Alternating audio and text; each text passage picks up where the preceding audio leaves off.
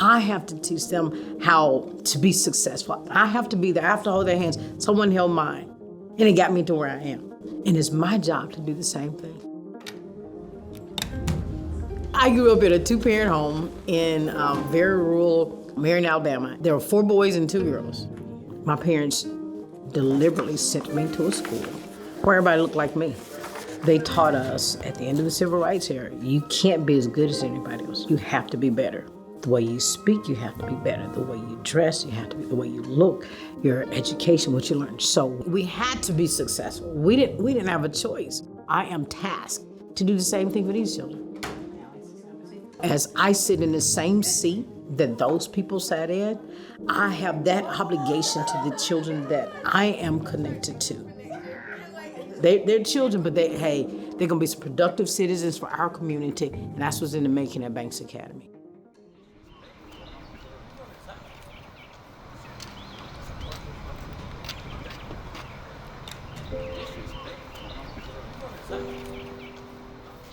No one wakes up in the morning and say, I want to fail.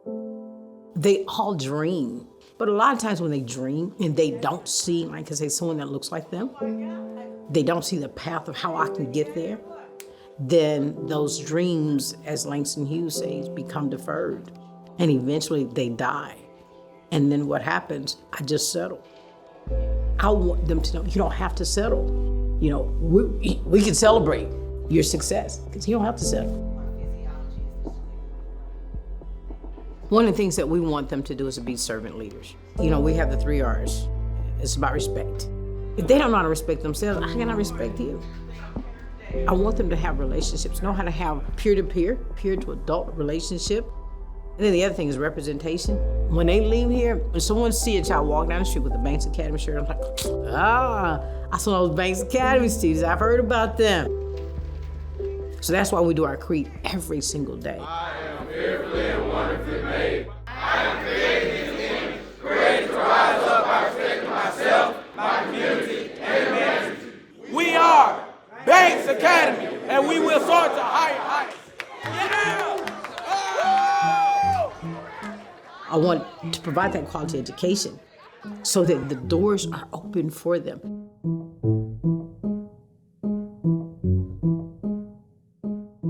I promised them anybody that benchmark would get like $50. I've never seen so many students so excited about taking an assessment in my whole life. The gains that we've seen on our assessments, it's like, wow.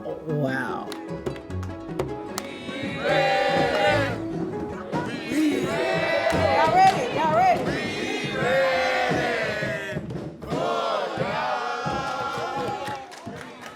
Please stand for a pre-ACT benchmark.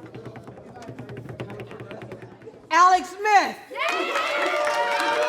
Miriam Knight. Those that made ACT benchmark, Mrs. Jabari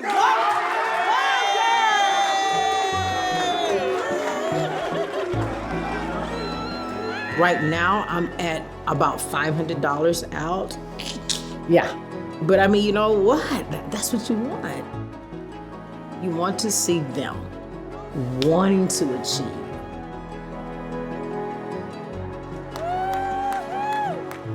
I am commissioned to make a difference in young people's lives. And that came from my upbringing, that came from my parents, that came from those teachers that cared, those teachers that said, you can't just be good, you've got to be better. What I'm doing every single day, man, that's gonna matter 10 years down the road. My vision for Banks is that we grow, and I don't mean just physically, but that we grow and we grow together. That this culture is built so that, you know, when somebody come in here, you know you're safe, you know you're secure, you know you got somebody that's got your back. And you know when I leave here, I'm gonna be prepared for whatever this big old world has to offer. I think Banks Academy is one of the best kept secrets in Birmingham.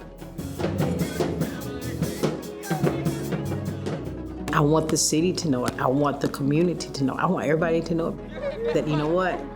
You guys got some game changers that's coming along.